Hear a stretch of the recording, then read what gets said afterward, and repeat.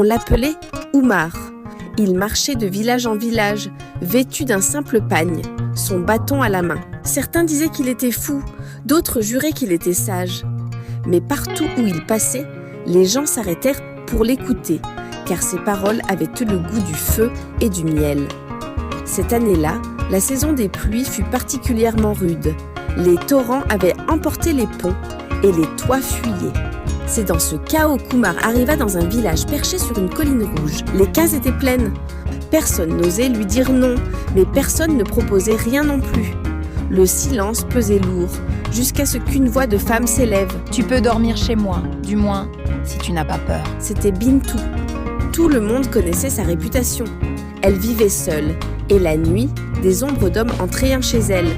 La case de Bintou sentait la fumée et le parfum des fleurs sèches. Elle dansa, elle chanta, elle s'offrit. Mais Oumar resta de pierre. Il pria, parla de paix et remercia Bintou pour son hospitalité sans jamais poser un regard de désir sur elle. Cette nuit-là, pour la première fois, Bintou sentit la honte la quitter. Un homme était chez elle, pas pour son corps, mais pour son âme. Les jours passèrent. Bintou changeait.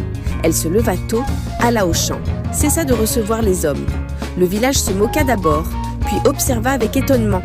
Les parents de Bintou, autrefois honteux, sentirent renaître la fierté. Un matin, ils vinrent voir Oumar dans la case de leur fille. « Reste parmi nous. Nous t'offrirons un champ et t'aiderons à bâtir une maison. Si tu veux, tu pourras y habiter avec Bintou. » Oumar répondit calmement. « Que la volonté de Dieu soit faite. » Les jours suivants, Oumar se mit à cultiver la terre. Bintou travaillait à ses côtés avec une ardeur nouvelle. La complicité entre les deux grandissait. Un soir, alors que le soleil mourait derrière les collines, leurs regards se croisèrent plus longtemps que d'habitude. Ce fut le début d'un feu qu'aucune pluie ne pouvait éteindre. Un soir, des hommes jaloux vinrent brûler le champ d'Oumar. Le lendemain, le champ n'était plus que cendre. Bintou pleura, croyant que tout était perdu. Mais Oumar lui prit la main et dit doucement : « Une terre brûlée donne toujours un sol plus fertile. Regarde en avant, derrière, c'est le passé. » Et ensemble, ils recommencèrent. Leur courage força le respect du village tout entier. Les saisons passèrent. Le champ refleurit, plus beau que jamais. Oumar demanda la main de Bintou. Les parents acceptèrent en pleurant de joie. Le mariage fut célébré sous un grand fromager, en présence de tout le village. Les femmes dansèrent, les hommes chantèrent.